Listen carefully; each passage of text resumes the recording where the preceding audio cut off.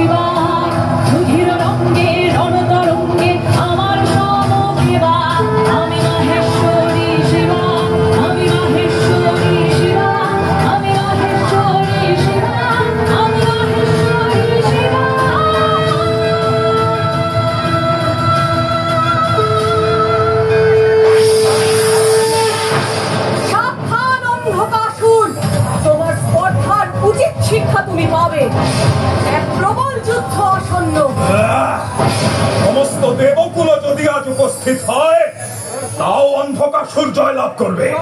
অসুর গুরু শুক্রাচার্য প্রদত্ত মৃত সঞ্জীবনী আমার কাছে রক্ষিত আছে।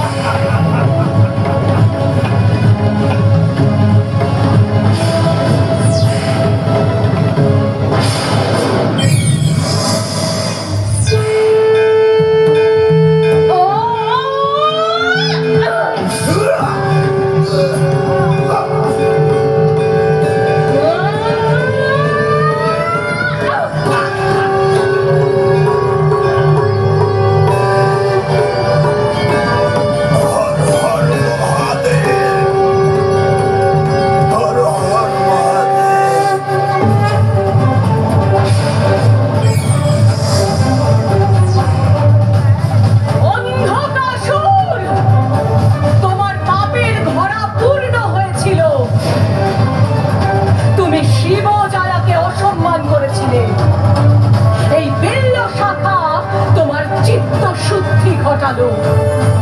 তুমি দৃষ্টি ফিরে পেলে। আজ থেকে তুমি মহাদেবের গণাধিপতি হবে।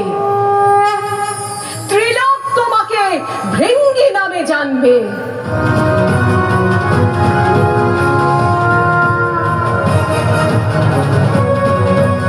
ত্রিনয়নী দেবী মাহেশ্বরী অন্ধকাসুর বধ করেন। মহেশ্বরের অংশ তিনি, শিবের প্রিয় বিল্ল বৃক্ষের দেবী।